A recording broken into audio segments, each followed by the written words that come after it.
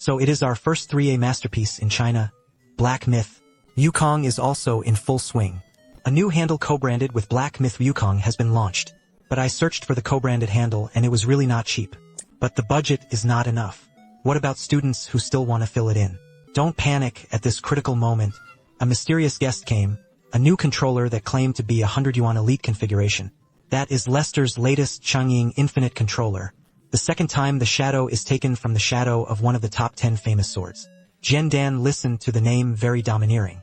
I don't know if I can rewalk the journey to the west with it.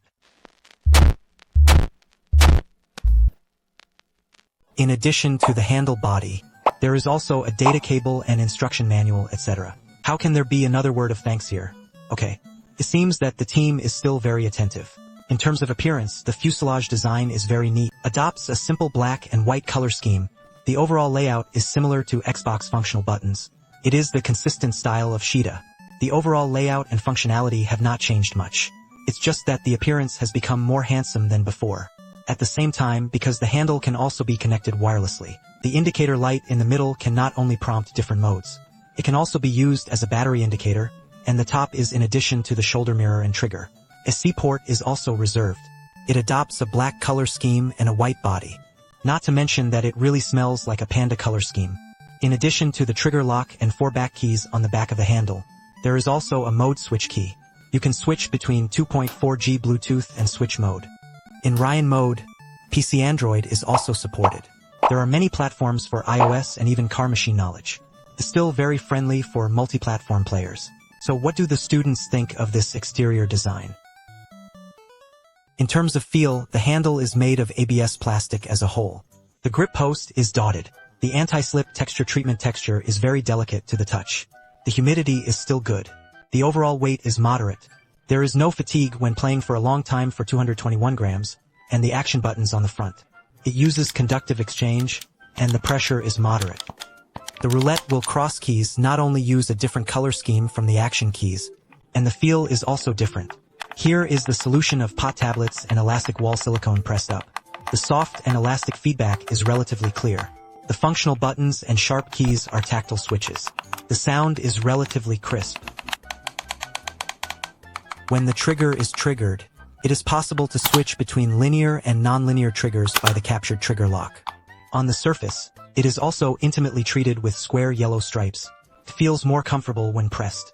Unfortunately, just by using the trigger lock to make a segment, if you do a clear switch or micro movement in short key mode, the effect will be better.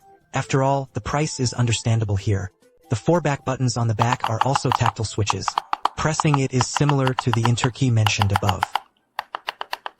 Next, let's take a look in terms of tuning. In terms of tuning, it is played with its own app, and there are quite a lot of functions after opening it. Has exceeded my expectation of this 99 yuan handle. In addition to some basic key tests, joystick settings, and vibration settings, there is also red programming for customization for 4 parallel parts. Each button on the front can also be set to a different button in the app. At the same time, it can be adjusted to flying squirrel mode through shortcut keys. It is quite convenient for players who often play chess and cards. In terms of joystick tuning, the factory defaults to 10% dead zone.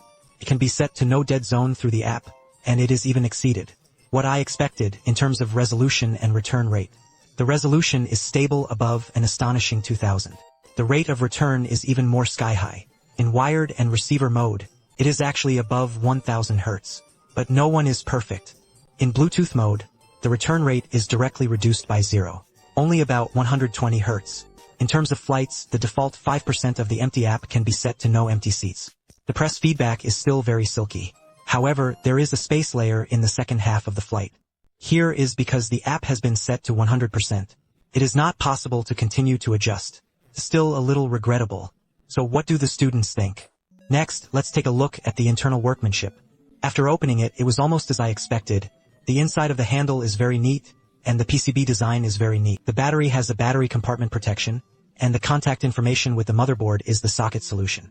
The capacity of the battery here is very powerful. The large battery of 1000 mAh just doesn't have a handle. The extra RGB battery life can reach 20 hours. The motor uses the industry's conventional asymmetrical rotor. The contact information between the motor and the motherboard is also an error scheme. The joystick uses an over-ear joystick which is better matched. The comprehensive experience of joystick tuning is still good. Overall, this time the film was taken by the raw. Whether it is the overall appearance or the workmanship materials, are all hard work on parameters, and even reached the flagship level.